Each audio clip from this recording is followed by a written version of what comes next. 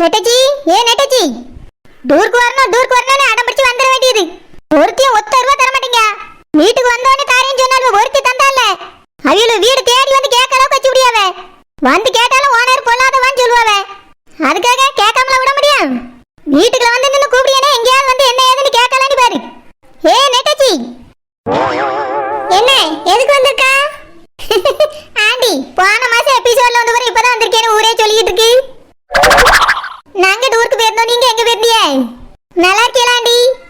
நீ இங்க இல்லாம இருக்கும்போது நான் எங்க இருந்தேன்னு உனக்கு எப்படி தெரியும்? கேட்க வந்திருக்க கேள்வி இது கேட்கதான் வீட்டுக்கு வந்தியா? இல்ல ஆண்டி, உங்க மருமகளை பார்த்து பேசிட்டு போலான்னு வந்தேன்.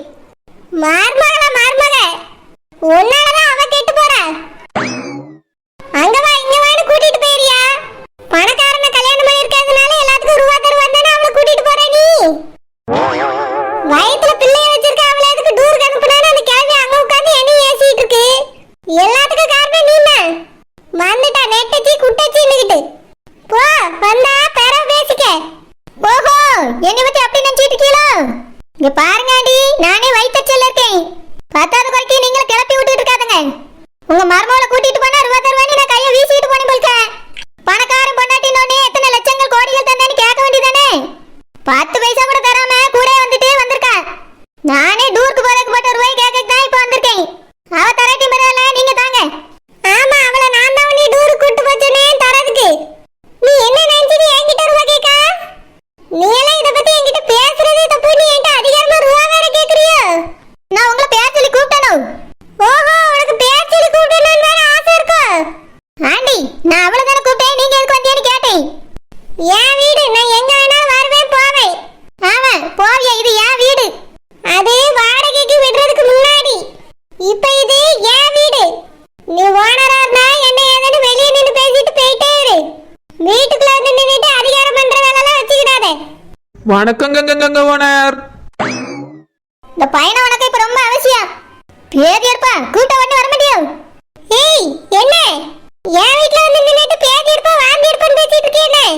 இந்த பொம்பளைக்கு என்னாச்சு? இருந்தாப்புல மர்மா மேல பாசத்தை பொழிஞ்ச மாதிரி பேசிட்டு இருக்கு. அவளை கண்டாலே ஆவாத மாதிரி பேச முன்னாடி எல்லாம் இப்ப என்ன பாசம் பொத்துக்கிட்டு கொட்டுது. ஏய் அம்மம்மா, இதோட ரூபாய் வாங்கறதுல நான் படாத பாடல பட வேண்டியிருக்கும் போல இருக்கு. ஆண்டி, நான் வெட்ட சும்மா விளையாட்ட பேசுவேன். ஆண்டி, விளையாட்ட பேதி இருப்பா வாந்தி இருப்பான்னு பேசுவியோ? உன் பேச்சு சரியில்லை. நான் உங்களை பேசல ஆண்டி, நீங்க இருக்கு இப்படி கோபப்படுறிய? குழந்தை செல்லம், அந்த டூருக்கு கூட்டிட்டு போன பத்தியா 10,000 ரூபாய் தரணும்ல? எப்பட தருவ பட்டுக்குட்டு? ரொம்பதான் கொஞ்சியா? இவ்வளவு பார்த்தா கொஞ்சம் மாதிரியா இருக்கு.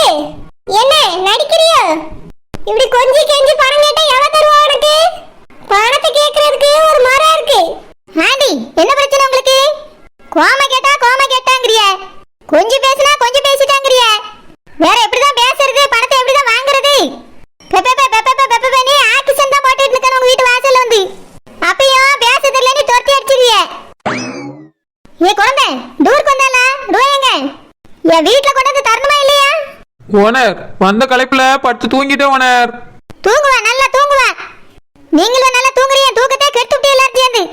நான் ஒரு கண்ணுக்கு தூங்கலன்னா ஓனர், ஒரு கண்ணுக்கும் தனித்தனியா படுத்து தூங்குவீங்களா? இந்த விளக்கம் ரொம்ப அவசியம். கேள்வி கேட்க பாரு, கேள்வி கேனத்தனமான கேள்வி. உன் வீட்டு வாசல்ல வந்து பணத்தை கேட்கலான்னு இருந்தா எது எதோ வந்து என்ன கேள்வி கேக்குது. ஓனர், நீங்க எங்க அத்தையை பார்த்து எது எதோன்னு சொல்றீங்களோ? பேதி இருப்பா இவளுக்கு, இன்னைக்கு பேதி இருக்கு.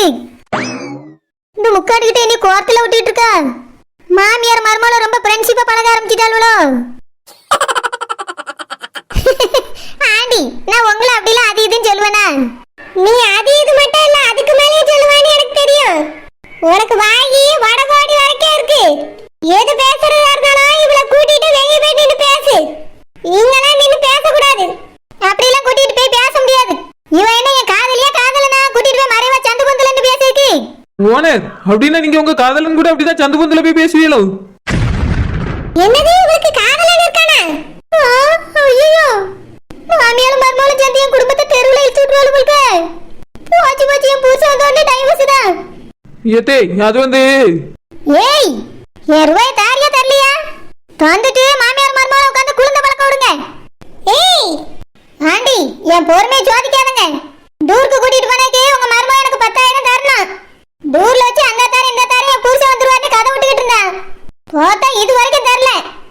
இவ புருஷனும் வரல. நானே தான் எல்லா செலவும் பண்ணியிருக்கேன். அதனால ரூபாய் தர சொல்லுங்க, நான் போறேன். ஏ குழந்தை, ரூபாய் தாரியா இல்லையா?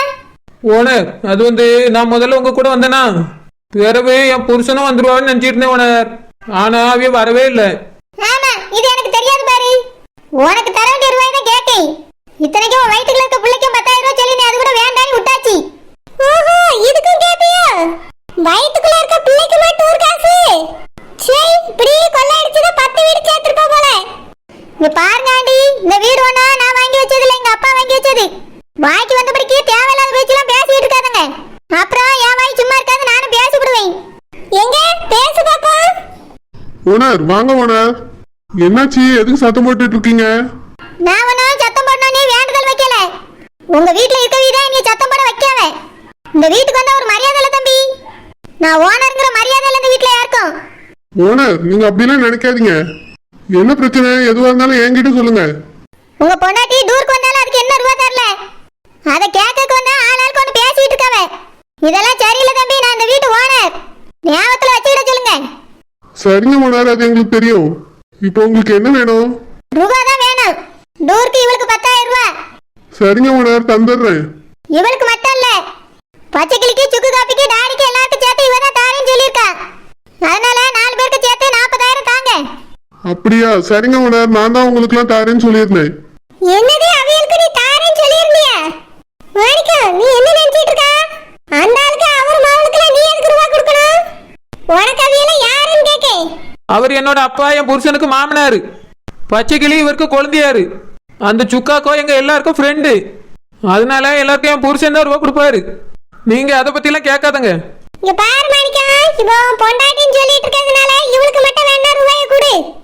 மீதி யாருக்கும் நீ ரூபா கொடுக்க கூடாது. 40,000 சும்மாயா வருது? அள்ளி தெருவுல போடுறதுக்கு. டூருக்கு நீயும் போல நானும் போகல. இவருக்கு 40,000 கொடுத்து என்ன டூர் வேண்டி கிடக்கு? ஒத்த பைசா நீ கொடுக்க கூடாது சொல்லிட்டேன். இப்ப ரூபா வரமா வராதா? யாராவது எனக்கு வேலை கிடக்கு. ஓனர், நீங்க போங்க, நான் சேகர் அக்கவுண்ட்ல போட்டு விடுறேன். மாணிக்கா, நான் சொன்ன கேட்பையே கேட்க மாட்டியா? மா, அவங்களுக்கு நான் செய்யாம வேற யாருமா செய்வா? நான் சொன்னதுனால தான் டூருக்கு போனாங்க, இல்லைன்னா போயிருக்க மாட்டாங்க. 10,000 ரூபாய் கொடுத்து டூர் போறதுக்கு ஒன்றும் அவங்க வசதியானவங்க கிடையாது.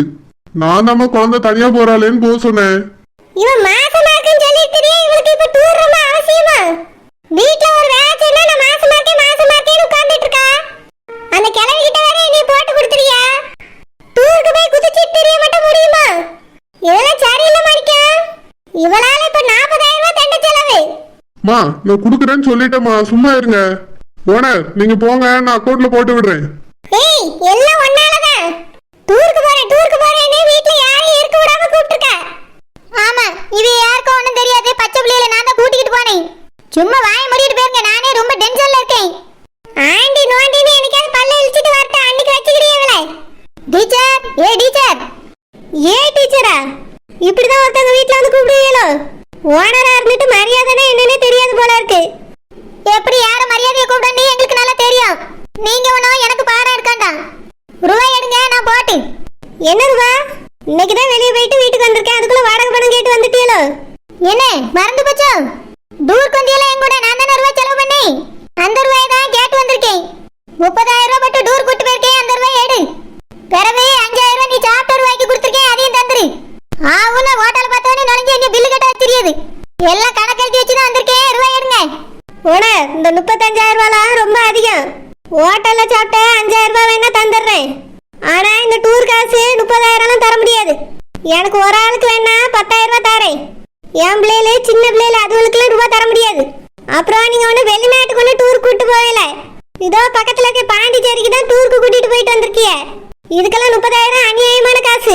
10 நாள் வீடு எடுத்து வச்சு உங்களை தங்க வச்சு சாப்பாடு போட்டிருக்கேன். பஸ் 10 நாள் நம்ம கூடவே சுத்தி காட்ட கூட்டிட்டு வந்திருக்கு. 10,000 ரூபாய் ஆகாதோ? அதெல்லாம் எனக்கு தெரியாது. எனக்கு வேணா நான் தரேன், என் பிள்ளைகளுக்குலாம் தர முடியாது. அதுவும் மாசம் மாசம் வாடகை தரும்போது கொஞ்சம் கொஞ்சமா கொடுத்து கழிச்சிரு. மொத்தமா 15,000 தான் வரும். அதுக்கு மேலலாம் என்கிட்ட இருந்து ஒத்த பைசா வாங்க முடியாது. ஓஹோ, அப்படி ரூல்ஸ் போடுறீங்களா? ரூல்ஸ் 30,000 ரூபாய்க்கும் வீட்டுக்குள்ள இருக்க பொருளை தூக்கிடுவேன் பாத்துக்க.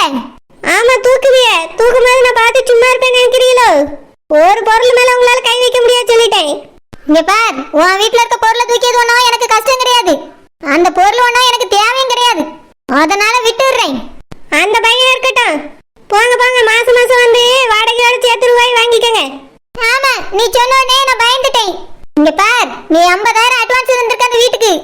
அதுல 35,000 இந்த டூருக்கு பிடிச்சாச்சு. மீதி 15,000 தான் பாக்கி.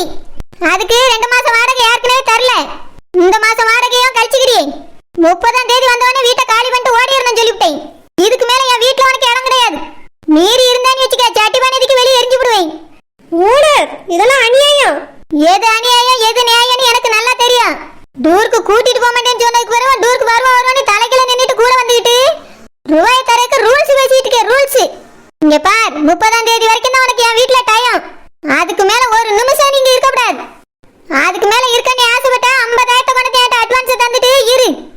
இந்த மாசத்தோட உன் அட்வான்ஸ் பணம் முடியுது. என்னைய யாரு நினைச்சா? நான் ஓனர். 10 வீட்டுக்கும் 10 மாட்டுக்கும் சொந்தக்காரி. என் தலையில முளகா அரைக்க பாக்குறிய? இப்ப தெரியுதா நான் யாருன்னு?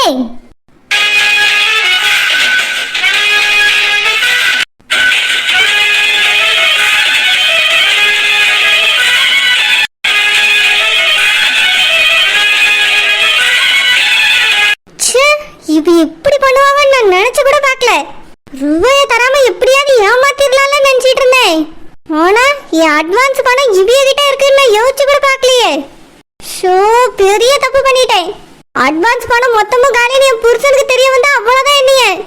ஷோ, இப்ப என்ன பண்றது? பேசாம இந்த டூருக்கு போகாமலே இருந்திருக்கலாம். டூருக்கு போய் பெரிய தப்பு பண்ணிட்டேன். செல்லம்மா, செல்லம்மா.